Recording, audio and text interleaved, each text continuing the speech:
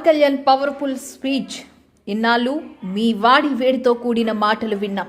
ఇక మీ నుండి అలాంటి మాటలు లేకపోయినా బాధ్యతతో మార్గం చూపించే మాటలు వింటాం. 2047 నాటికి ఏపీ ఉన్నతంగా ఉండాలి అంటే ఇప్పుడే దానికి పునాది వెయ్యాలి. విభేదించడం, వాదించడం చర్చకు మూల సిద్ధాంతాలు, అంతేగాని దూషణలు, కొట్లాట్లు కాదు. పొట్టి శ్రీరాములు చావుకు దగ్గరవుతూ చేసిన ఒక్కరోజు దీక్ష 1.5 ఏళ్లకు సమానం. మహానుభావుడు బ్రతికే ఉన్నప్పుడే కాదు, చనిపోయినప్పుడు కూడా ఆయన గుర్తుండాలి.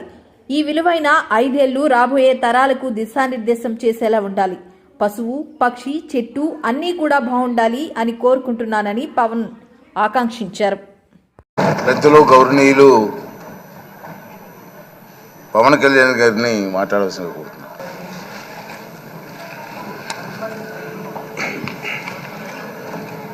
పదహారవ శాసనసభకి ఏకగ్రీవంగా ఎన్నికైన సభాపతి శ్రీ చింతకాయల అయ్యన్న పాత్రుడు గారికి హృదయపూర్వక నమస్కారాలు, మీకు శుభాకాంక్షలు. ఇది నేను మొదటిసారి అసెంబ్లీలోకి అడుగు పెట్టడం. ఇలాంటి సుదీర్ఘ రాజకీయ అనుభవం ఉన్న దాదాపు 7 సార్లు ఎమ్మెల్యేగాను, ఒకసారి పార్లమెంట్లో అడుగుపెట్టిన మీకు, Panchayati Raj, technical education, forest, R&B అనేక మంత్రిత్వ శాఖల్ని సమర్థవంతంగా నిర్వహించిన మీకు ఈ సభాధ్యక్షుడు, ఈ స్పీకర్ స్థానంలో కూర్చోవడం నాకు చాలా ఆనందంగా ఉంది. ఇన్ని దశాబ్దాలు ప్రజలు రాజకీయ జీవనంలో ఇన్ని దశాబ్దాలు ప్రజలు మీ వాడి వేడి చూశారు. మీకు కోపం వస్తే ఋషికొండను చెక్కినట్టు ప్రత్యర్థులకి పదునైన ఉత్తరాంధ్ర యాసలో గుండు కొట్టేస్తారు. ఒకటే బాధేస్తాం సార్, ఇకపైన మీకు తిట్టే అవకాశం లేకపోవడం. కానీ ఇక మీద సభలో ఎవరు తిడుతున్నా దాన్ని ఆఫ్ చేసే బాధ్యత మీ చేతిలోనే ఉంది. మీరే మైక్ ఆఫ్ చేయాలి. అంటే మా చిన్నప్పుడు నేను చూసేవాడు, ఒకసారి అల్లరి చేసే అబ్బాయిని క్లాస్ లీడర్ చేసేవాడు చిన్నప్పుడు మా స్కూల్లో. కానీ ఇన్నాళ్ళు ప్రజలు మీ వాడి వేడి పలుకులు, మీ ఘాటైన వాగ్దాటి చూశారు. ఈ రోజు నుంచి రాష్ట్ర ప్రజలు మీ హుందాతనం చూస్తారు.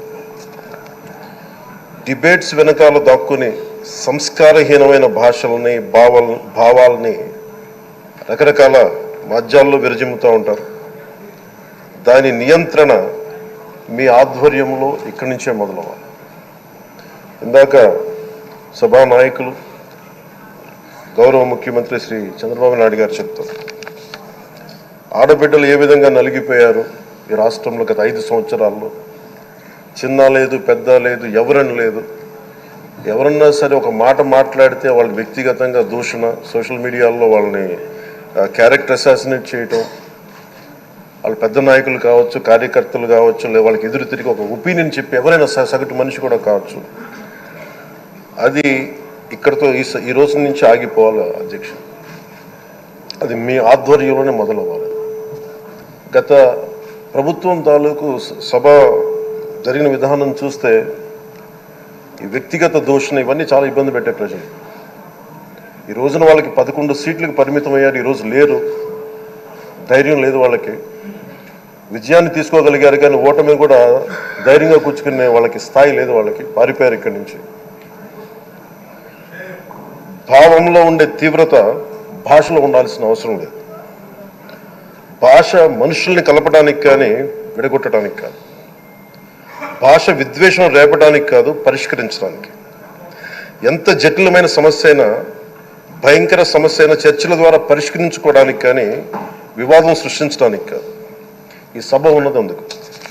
కానీ మనం చూసింది వాళ్ళ దగ్గర నుంచి బూతులతోటి, వ్యక్తిగత దోషులతోటి రాష్ట్ర పురోభివృద్ధిని ఆపేశారు. అలాంటి సభ కాకుండా ఇందాక మన పెద్దలు శ్రీ గౌరవ ముఖ్యమంత్రి చంద్రబాబు గారు చెప్పినట్టుగా ఇది భవిష్యత్తుకి ఇది ఒక ప్రమాణిక, ఒక ప్రమాణం అవ్వాలి. 2047 వరకు ఇంత అద్భుతమైన స్థానంలో మనకి ఆంధ్రప్రదేశ్ తెలుగు జాతి ఉన్నత స్థాయికి వెళ్ళాలంటే ఈరోజు మనం వేసే ప్రతి అడుగు అది భవిష్యత్ తరాలకు ఒక నిర్దేశక, ఒక టచ్ స్టోన్గా ఉండిపోవాలి, గిట్ రాయిగా ఉండిపోవాలి. ఈ రోజున ఈ సభలో ఉన్న గౌరవ సభ్యులందరూ చట్టాలు చేయడానికి ఉన్నారు, చట్టాలు ఉల్లంఘించడానికి కాదు.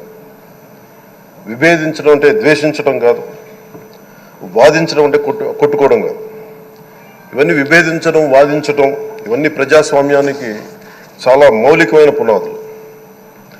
ఆంధ్రప్రదేశ్ ఆవిర్భావం జరిగి అసలు భాషా ప్రయుక్త రాష్ట్రాల ఆవిర్భావమే మన ఆంధ్ర రాజ్యంతో మొదలైంది. అమరజీవి పొట్టి శ్రీరాములు గారి బలిదానం మీద మన రాష్ట్రం పుట్టింది. 56 రోజులు తిండి తిప్పలు తినకుండా నరకం అనుభవిస్తూ ఆయన బలైపోయారు. ఆయన మరణానికి చేరువవుతూ ఆమరణ నిరాహార దీక్ష చేసిన ప్రతిరోజు మనకి దాదాపు ఈ సుదీర్ఘమైన 6 దశాబ్దాల కాలం, 1.5 సంవత్సర కాలం అంటే ఆయన ప్రతిరోజు చావుకి చేరువవుతూ భోజనం లేకుండా ఆయన గడిపిన ప్రతిరోజు మనకి 1.5 సంవత్సర కాలం. అలాంటి నేపథ్యంలో అలాంటి మహోన్నతుడు శ్రీ పొట్టి శ్రీరాములు గారి త్యాగాన్ని కనుక మనం ఈ సభలో ప్రజా సంక్షేమం కోసం మాత్రమే చర్చలు జరగాలి, వాదోపవాదాలు హద్దులు దాటకుండా ఉండాలి, వ్యక్తిగత దూషణకి తావివ్వకుండా ఉండాలి.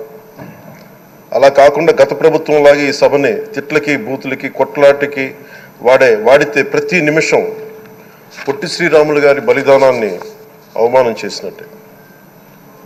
ఒక గొప్పవాడు, ఒక మహానుభావుడు బతికినప్పుడు మాత్రమే కాదు, చనిపోయిన తర్వాత కూడా కొన్ని తరాలు ఉపయోగపడతారని నిరూపిస్తారు. అలాంటి కోవకు చెందిన మహానుభావులు ఆంధ్ర రాష్ట్ర సృష్టికర్త, భాషా ప్రయుక్త రాష్ట్రాలకు శ్రీకారం చుట్టిన ద్రష్ట అమరజీవి శ్రీ పొట్టి శ్రీరాములు గారి స్మృతిలో ఒక విలువలతో కూడిన ఒక సత్సాంప్రదాయాన్ని తెరలేపుతూ మీ ఆధ్వర్యంలో ఈ సభ జరగాలని, ఈ 5 ఏళ్ల ప్రజా ప్రస్థానంలో ఈ విలువైన 5 ఏళ్ళు రాబోయే తరానికి గొప్ప భవిష్యత్తునిచ్చేలా, అన్నం పెట్టే రైతుకి, కౌలు చేసుకునే రైతుకి, రైతు కూలీకి అండగా ఉండేలా, మహిళలకి భద్రతతో పాటు ఉన్నత స్థాయికి ఎదిగేలా, ప్రభుత్వ ఉద్యోగులకి భద్రత కల్పించేలా, పశువు, పక్షి, ప్రకృతి సర్వజనులందరికీ కూడా మతాలకి, ప్రాంతాలకి అతీతంగా సుభిక్షంగా అభివృద్ధి పదంలో ఆంధ్రప్రదేశ్, ఆంధ్ర రాజ్యం అద్భుతమైన ప్రగతి సాధించేలా ఈ చర్చలు సాగాలని కోరుకుంటూ, సభాపతి అయ్యన్న పాత్రుడి గారికి మీ ఆధ్వర్యంలో ఈ సభ ఒక సరికొత్త సాంప్రదాయానికి, సత్సాంప్రదాయానికి ఇది తెరతీయాలని కోరుకుంటూ మీకు మరోమారు శుభాభినందనలు తెలియజేసుకుంటాను.